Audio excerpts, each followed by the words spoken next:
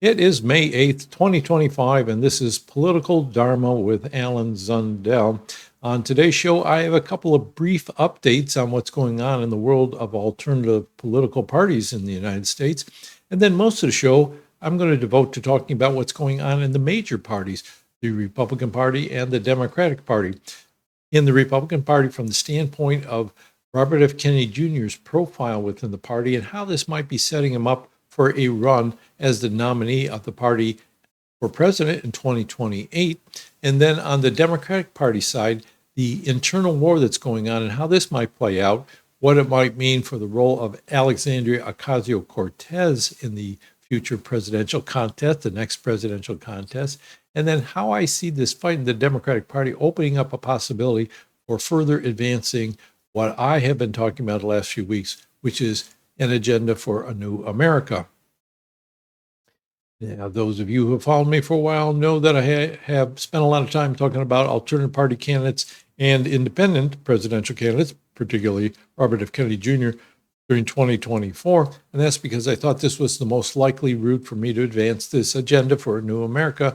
But because of what's going on in the Democratic Party and the Republican Party to some extent, I see other avenues opening up, and I'll talk about that a little bit at the end. But first, let's turn to a couple of brief news items about alternative political parties.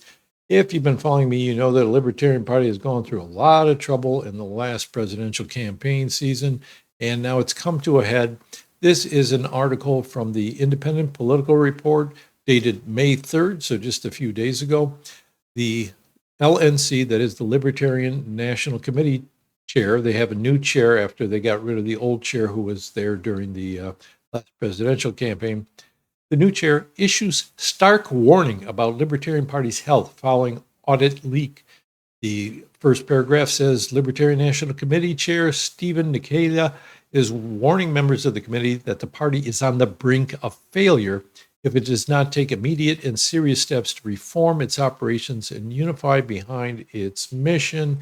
And then in the Third Party Watch, another good website for following the Libertarian Party in particular, there was a letter from the chair responding to a leak of a report that they solicited from an independent firm on the health of the party. So the report got leaked and members are worried and upset. So the new chair, issued this letter to them. And he mentions at the outset, okay, there's a confidential report prepared by Strategist Incorporated, got leaked, and now I have to tell you the truth. Let's not bullshit each other, he says. We're an organization in dysfunction. We are bleeding every month. Our membership is in decline. Donor trust is shattered. Our staff, the few left, are overworked, underpaid, and yet somehow still showing up while we play political games and throw sand in the gears. This board may very well be the last one standing between the Libertarian National Committee and full collapse. So he is sounding the warning alarm, saying that they're on the verge of collapse, that they don't have enough money, they don't have the staff to do the things they want, and they're still dysfunctional internally.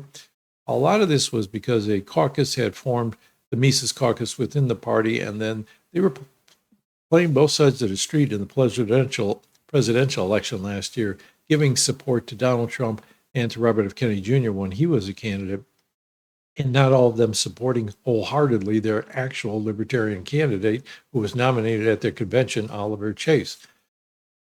Was it Chase Oliver? Or I'm still doing that. Chase Oliver. Get his name right, Al. So the Libertarian Party, that's continuing on the downward slope. So which party is doing good? Libertarian Party, until recently, was the largest political party in the alternative political party in the United States, third in line after the Democrats and then the Republicans. Of course, there's a lot more independents now than there are members of all the alternative parties combined, which is something to keep in mind when you talk about who to attract to movements in the future, which I will be talking about. Which parties are doing well? Green Party is the next biggest party, but I don't see a lot happening there. I just haven't heard any reports. I know they're still around. Butch Ware, who was their vice presidential candidate in 2024, is running for governor of California. Very active campaign there. And of course, the party's holding their conventions and elected their new board and setting a budget, doing all the usual things. One party, though, that I've noticed there is news about and seems to be growing rapidly is the Forward Party. And here's one news item about that. This is again from the Independent Political Report. They've held a organizing meeting in Massachusetts, and now they've elected their leadership. They held a convention, and now they're a formal affiliate of the Forward Party national organization. That's in Massachusetts. Also, there were recent reports that they had merged in Utah. The Utah Forward Party merged with another small party named United Utah. And also they formed a new affiliate in New Mexico, getting organized there as well. So the Forward Party at least seems to be moving on and trying to, it seems very lively. I actually sat in on one of their meetings for here, their California chapter. Very centrist minded, though. The idea is, if you could get both sides to work together, the so-called extremes of the left and right, and move through the center somehow. So it's kind of become, to me, a mushier program. I don't see the same level of support for innovative ideas like the universal basic income that Andrew Yang was promoting when he ran for the Democratic nomination in 2020. Of course, Yang is the founder of the Forward Party as a vehicle. He became disillusioned with the Democratic Party, although he often comments on what's going on there. Anyway, so the Forward Party, keep your eye on it. It seems like they are becoming the new haven for so-called centrists, or people who are trying to split the difference between what they regard as the extremes of the major parties. And anything other than that? No. Oh, yeah, one thing. I've been talking about all the changes in laws regarding ballot access or voting methods in the various states. There's a lot of that going on, most of it unfavorable to alternative parties. And in California, there was a lawsuit here. We have a so-called top two primary system. In the primary, all the candidates from all the parties run in one big election. The two who get the highest number of votes are the only two who show up on the general election ballot. Well, some of the alternative parties here, Peace and Freedom Party, Libertarian Party, Green Party, I think the American Solidarity Party, they brought a lawsuit against the state saying this didn't give them a fair opportunity to run in the general election. They should have the freedom to do that. And I recently learned that August 22nd, the judge is going to hold the first hearing on that case. So a couple months away, but I'll keep you informed of what's happening there. I live in California, so it's important to me, too, in understanding how the politics is going to play out here going forward. Let's turn to the main topic today, which is starting off with Robert F. Kennedy Jr. They had an interesting piece on him in Politico, and it's headlined, RFK Jr. isn't staying in his lane, and Trump is thrilled by this. And the upshot is that Kennedy has been, not only has he been chosen as the head of the Department of Health and Human Services, which is a very big department in the federal government, but he's been having a hand in the decisions being made in other departments as well, such as the Department of Agriculture, the Environmental Protection Agency, and maybe some other places as well. This article is from April 26th, so not too long ago. And they go on to say in their text of this article, let me bring this up, that it's elevating his political profile and that Trump is happy about this because they think the MAHA, that is Make America Healthy Again, crowd that's been backing Kennedy and backed his presidential run, they thought their voters were important to Trump's victory in 2024 and will be important in the midterms. So they like that Kennedy's profile is being raised this way. They think it's going to be beneficial to the party, which leads me to the question, is Kennedy going to play such a role that he will eventually emerge as a presidential contender in the Republican Party in 2028?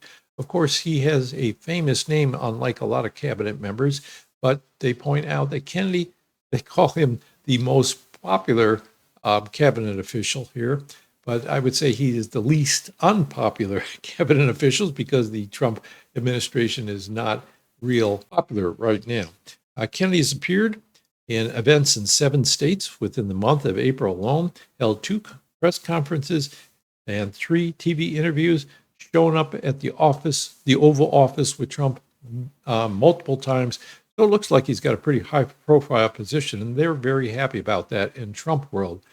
Let's look at this poll that the article referred me to, which shows exactly where Kennedy stands. And I think this is with the voters in general, not Republicans in particular. And as you can see, I've added in blue the overall net favorable unfavorability ratings of Donald Trump, J.D. Vance, the vice president, who is usually top of the list of when people talk about who could be the Republican nominee in 2028. And then they list a bunch of other people associated with the Trump administration. The exception there is Jerome Powell down near the bottom, who is the chairman of the Federal Reserve and not a Trump pick or a Trump favorite. But if you look at the numbers, Donald Trump's at a negative 12 percentage points, meaning has a very high favorable, but even higher unfavorability ratings. And of course, the unfavorable would be Democrats and independents, and maybe some former Republicans or a few Republicans still lingering there who are uneasy about what he's doing.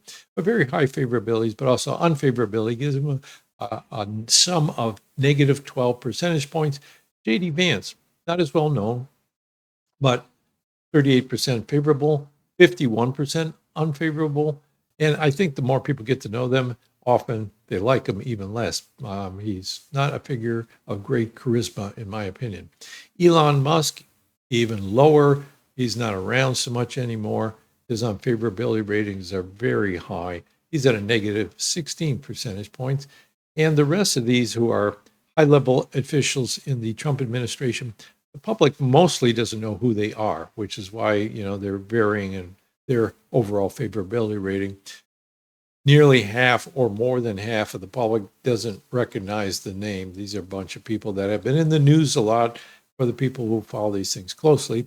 But go less down to the bottom, Robert F. Kennedy Jr., the best known of the bunch, negative 5 percentage points, which means that his overall favorability is higher than that of Trump or Vance, the current president or the current vice president.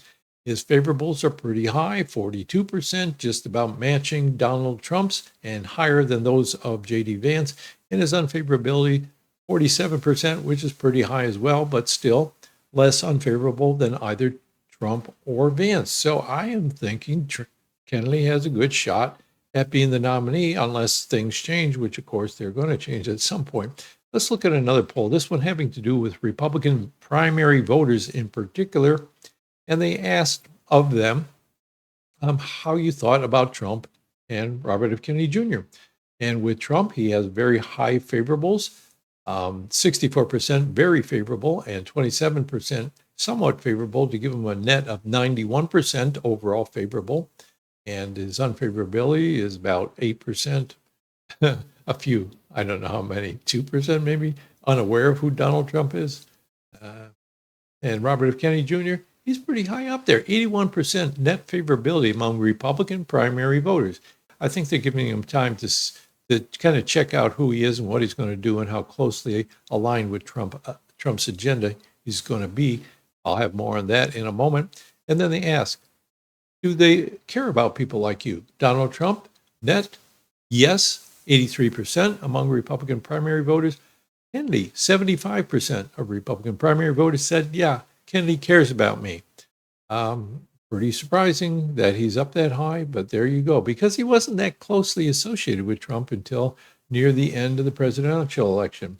I think this means Kennedy, as of now, looks like he has a good chance of emerging as the presidential candidate in 2028.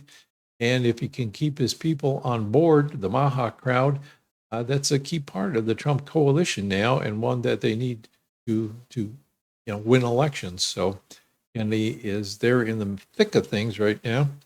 And I do think his MAHA agenda is going to prove, at least in some respects, to be popular.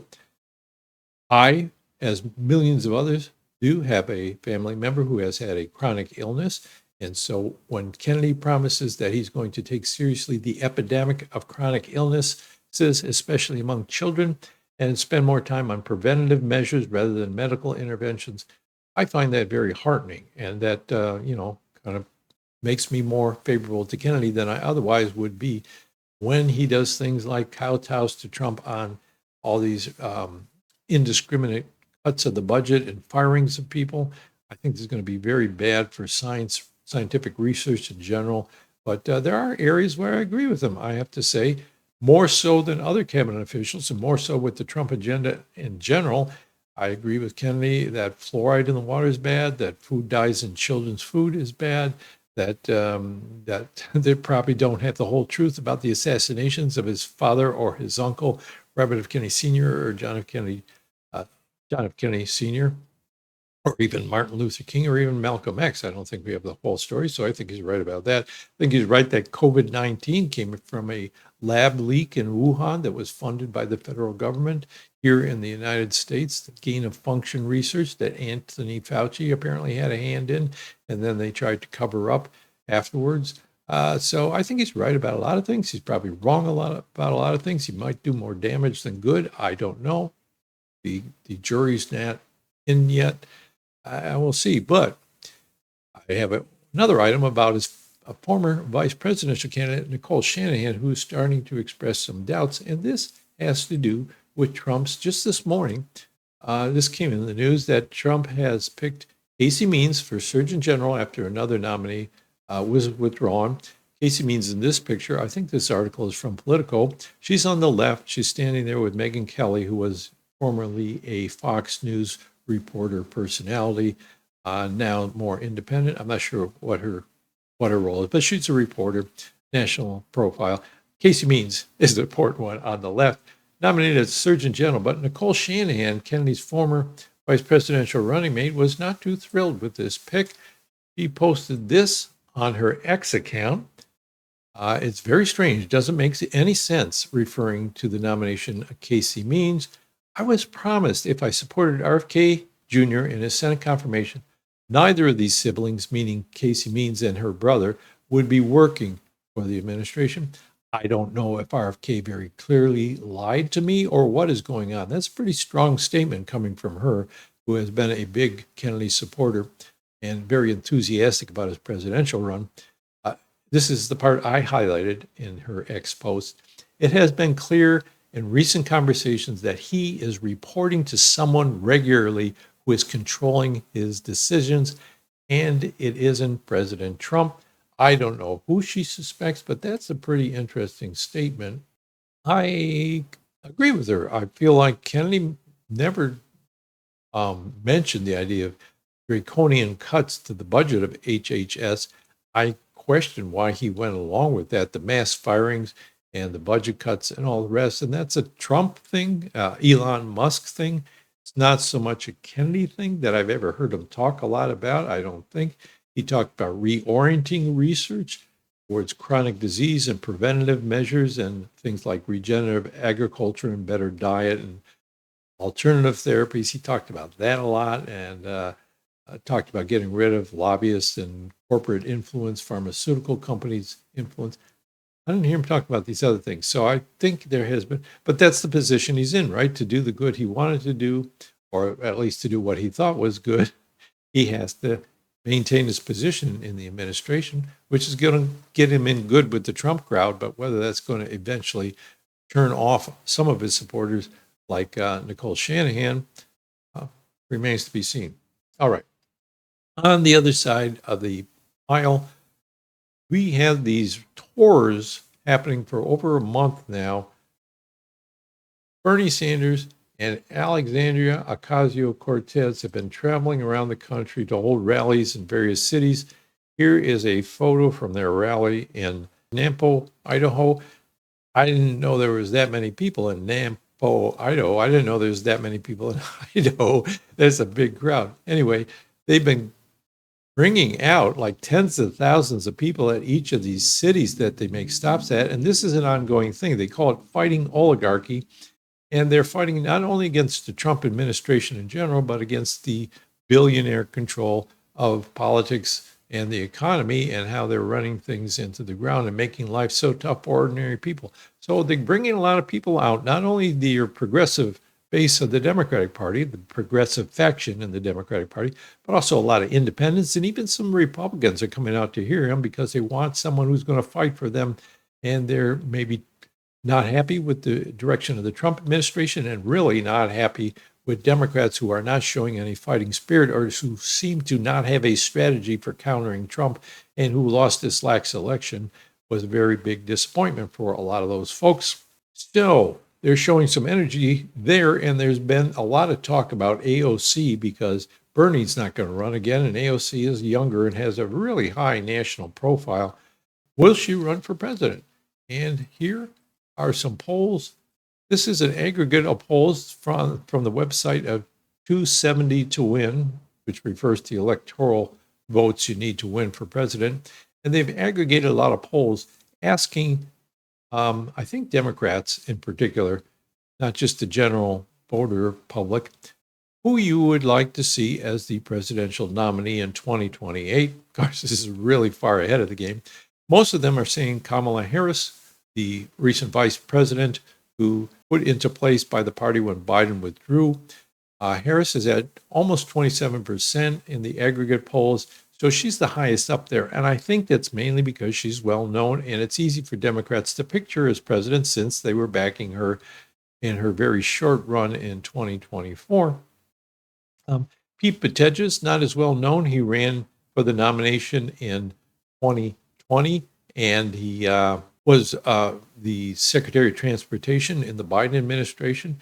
He's got high favorable with the Democrats. He's at almost 11%, saying they'd like him to run. Ocasio-Cortez, though, is the next highest at 8.3%, just a couple percentage points behind Buttigieg. And if you take Bernie Sanders here at 7% in at least one poll, and you add that to AOC, since Bernie's not going to run it and presumably would back her in a presidential run, she's at 15%, which is ahead of Buttigieg. But how's that going to hold up over time? I don't think very well, but she may be one of the top contenders going forward. The rest, Cory Booker, who held the filibuster in the Senate to show his fighting spirit, is at about 7%. Gavin Newsom, governor of California, who has been not very subtly running for president, about 6.5%. So the rest of them that are often talked about are down there behind Ocasio-Cortez. Let's look at another set of aggregated polls. This is from a website called Race to the White House. Aggregated a lot of polls, shows a similar profile here. Kamala Harris up at about 27%, Pete Buttigieg at about 16%, and then Ocasio-Cortez around 13%, and the others trailing behind her. So again, she's in third place. The interesting thing is when you take Harris out of the picture, of course, Cortez stays high up there. Buttigieg goes to 17%. Ocasio-Cortez is tied with Cory Booker at 14%. So that's within the margin of error of Pete Buttigieg. So it looks like, at least as of now, if Harris decides not to run for president, it could be a three-way race between Buttigieg, Cortez, and Booker. I'd say this about regular Democratic Party voters, as a lot of them seem to think a candidate who presents a friendly face is what's going to attract voters. They turn to Joe Biden because he looked kind of grandfatherly, always smiling, patting people on the back, seeming very friendly, like a regular guy, supposedly. Kamala Harris had that theme of joy, always smiling, always laughing. And Pete Buttigieg, he was talked about in 2020 as the candidate who was the most like your favorite nephew, your gay nephew, who's very clean cut and has good academic background and good job. So your favorite. So they like these candidates who present a friendly face to the public, not as hot on fighters like Ocasio-Cortez or Bernie Sanders, who have this much more aggressive style of working for the things they believe in. But at this juncture, there are so many Democrats who are unhappy with the party for losing the two presidential elections against Donald Trump in 2016 and in 2024. And they've got the party elite now running, the people who ran the show for many years since the time of Clinton, really. The people were backed by corporate funding. are losing ground to the progressive vote, and they want somebody who's going to fight. Do I think Ocasio-Cortez could be the nominee? I doubt it. She's young. She hasn't expressed any interest in it, but I do think she is very likely to be a vice presidential pick in 2028. So she could bring in those, just like Kennedy's brought in the MAHA voters, she could bring in the progressives. She's also a woman of color, which would bring in the woman vote and the people of color vote, presumably the Democrats who still think that way.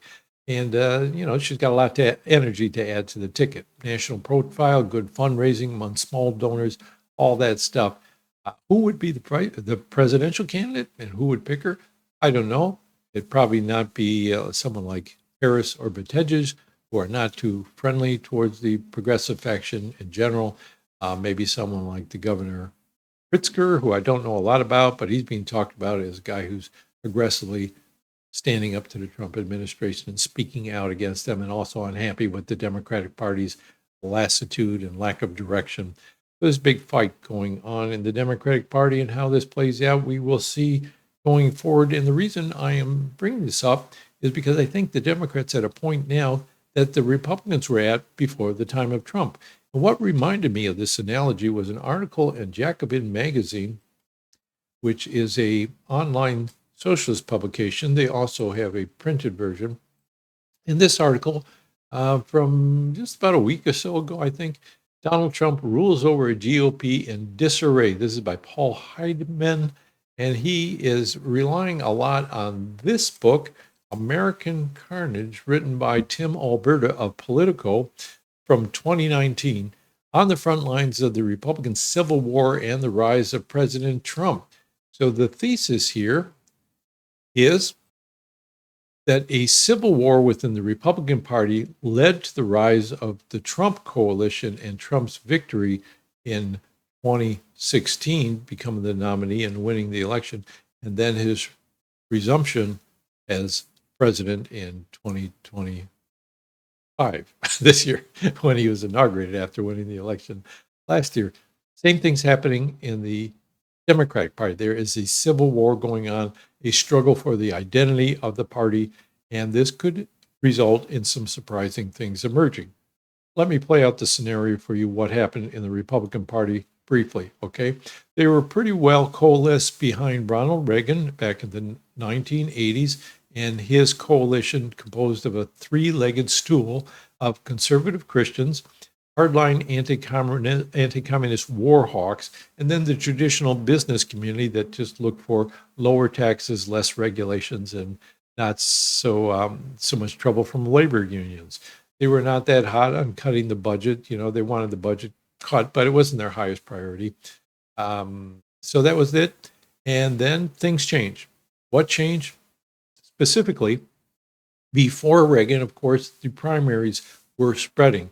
In the past, way remote past, back when I was a kid, parties had a big role in picking the presidential candidates. Now it's largely up to the primary voters. Still a role for the party insiders, but much bigger role for the ordinary voter, which means that candidates can bypass the party apparatus, appeal directly to the voters. And then also in the 1960s, TV became much more important because they used to rely on shoe leather, like volunteers. Democrats, it was the labor union workers, and the Republicans, it was the local business organizations spreading the word about their candidates and helping organize people. Now they had to raise lots of money to get TV ads. That's the way that you reach the public. So this made candidates a lot more independent of the parties, both their ability to raise money to reach primary voters and to use TV ads to do that. It's kind of mixed up way of saying it, but you get the general picture. They didn't need the parties as much. They could come in from outside the party.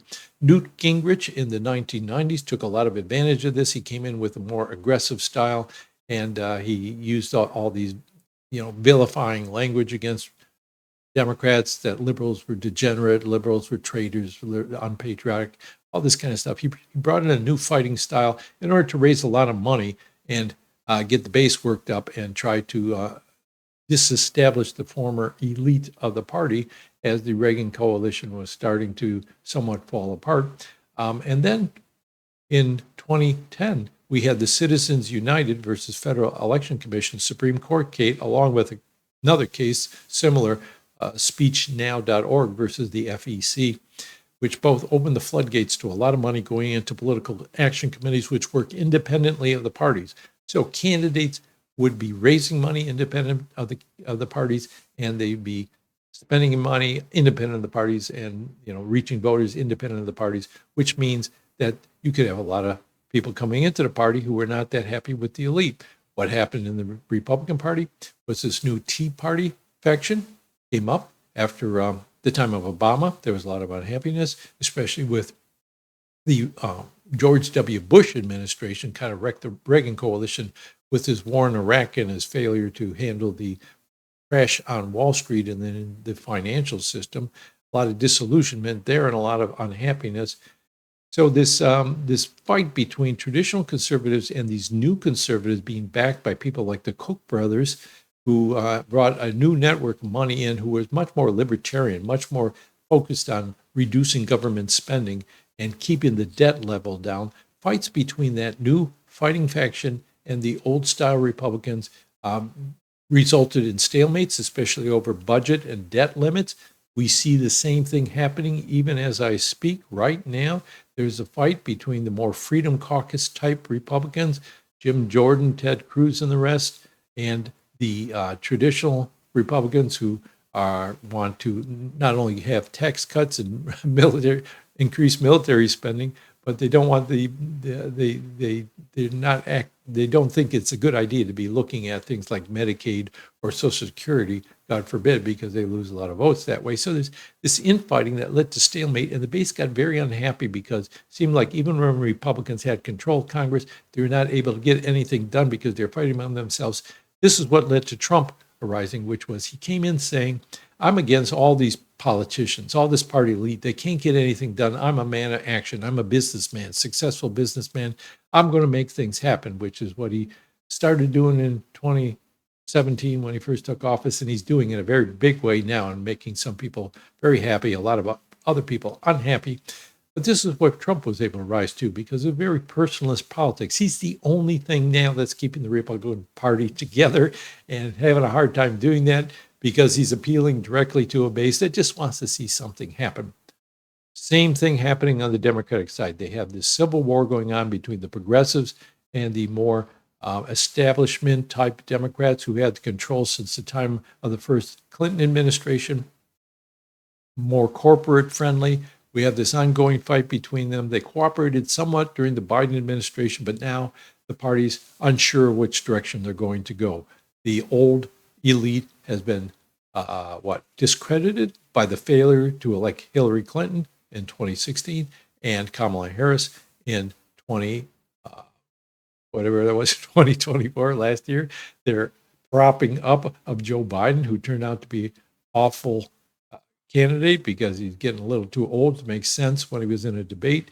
And so a lot of disillusionment with the established Democratic elite and now giving it open to the progressives to get in there and fight. But the progressives are not that popular among the entire party base. So my sense is that the party is now looking for a different path forward, a new identity, and they're all jostling for what that's going to be and trying to gain position. This is the same thing that led to the rise of Trump, and it could lead to the rise of a whole new Democratic type of way of looking at things, which brings me back to my agenda for America.